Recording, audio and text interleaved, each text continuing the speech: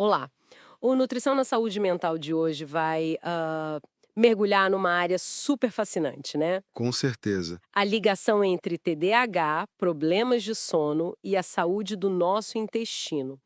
A gente vai explorar como algumas estratégias nutricionais, tipo fibras pré-bióticas, probióticos, até levedura de cerveja podem ajudar nisso. Exato. A ideia é entender essa conexão complexa, né? E ver o papel dessas abordagens nutricionais como um complemento, um apoio. Pois é. E para começar, olha só que dado impactante. Algo entre 40 e 80% dos adultos com TDAH também sofrem com distúrbios do sono. É muita gente. É um número altíssimo, realmente. E o que as pesquisas sugerem é que é uma via de mão dupla. Como assim? O TDAH pode atrapalhar o sono e dormir mal pode piorar os sintomas do TDAH. Vira um ciclo, né? Nossa, um ciclo vicioso mesmo. Quem nos ouve já passou por algo assim ou tem alguma experiência para contar sobre essa relação TDAH e sono? Deixa aí nos comentários. Seria ótimo ouvir. E a chave para entender muito disso, sabe? Tá no famoso eixo intestino-cérebro. Ah, sim. Aquela comunicação direta entre o sistema digestivo e o cérebro. Isso. É uma conversa constante que vai e volta, usando nervos, tipo nervo vago, e também hormônios, sinais do sistema imune. O que acontece lá embaixo, no intestino, afeta aqui em cima. E aí entram os micróbios, né? A tal da microbiota intestinal. Eles não estão lá só para digestão, pelo visto. De jeito nenhum. Esses trilhões de micro-organismos influenciam diretamente o cérebro. Humor, cognição, comportamento, tudo isso. E para o TDAH, qual é a ligação? Já se sabe alguma coisa mais concreta? Apontam para um desequilíbrio nessa microbiota, o que a gente chama de disbiose, e também para um certo nível de neuroinflamação, uma inflamação no cérebro em quem tem TDAH. Interessante. E tem tipos específicos de bactérias envolvidas? Alguns estudos mencionam, por exemplo, menos Ficobacterium, que é conhecida por ajudar a reduzir a inflamação no intestino, e falam da importância de outros, como Bifidobacterium e Lactobacillus. Entendi. E como que essa bagunça lá no intestino, essa disbiose, afeta o cérebro na prática? Bom, um jeito é mexendo com os neurotransmissores. Pensa só. Uns 90% da serotonina, que é chave para o humor, para o bem-estar, é produzida no intestino. E a microbiota influencia isso. Caramba, 90%? É muito. É impressionante. E não só a serotonina, a dopamina, o GABA, a microbiota também dá seus pitacos ali. E tem mais. As bactérias fermentam as fibras que a gente come e produzem os ácidos gordos de cadeia curta, os AGCCs. A GCC, se ouvi falar deles. São importantes, né? Muito. São combustível para células no intestino, têm ação anti-inflamatória. E olha que interessante, uma pesquisa mostrou que crianças com TDAH tinham níveis mais baixos desses AGCCs. E quanto menor o nível, mais intensos eram os sintomas. Nossa. Que conexão direta. E mencionar algum AGCC específico? Sim. O butirato parece ser especialmente relevante nesse contexto. Ok, então, se o intestino é tão crucial assim, a gente chega na pergunta: dá para melhorar isso com a comida, com a dieta? É a pergunta de 1 milhão.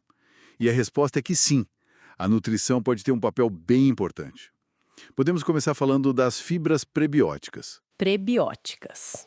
São aquelas que alimentam as bactérias boas, certo? Exatamente. São a comida preferida delas.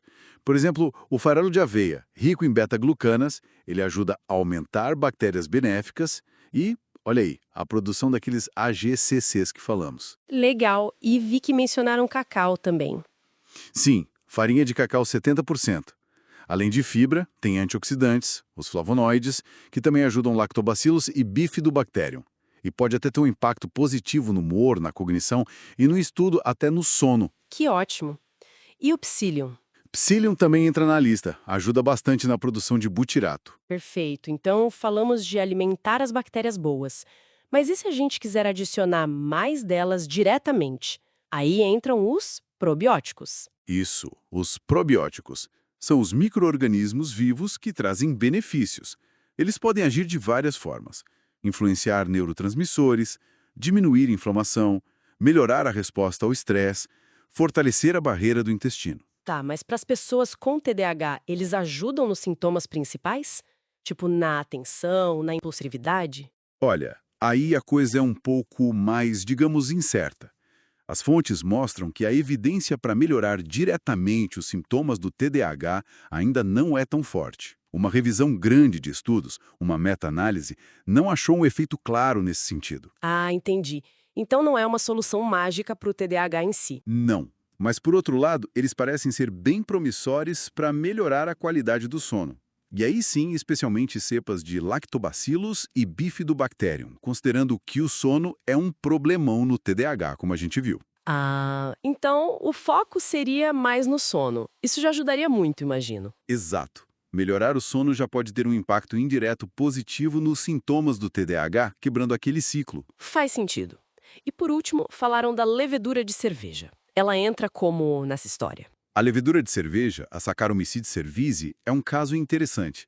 Nutricionalmente, ela é muito rica, Em que, por exemplo? principalmente vitaminas do complexo B, essenciais para a energia, para o sistema nervoso, para produzir neurotransmissores, inclusive a serotonina, que a gente já viu que é precursora da melatonina, o hormônio do sono. Ah, olha a ligação com o sono de novo.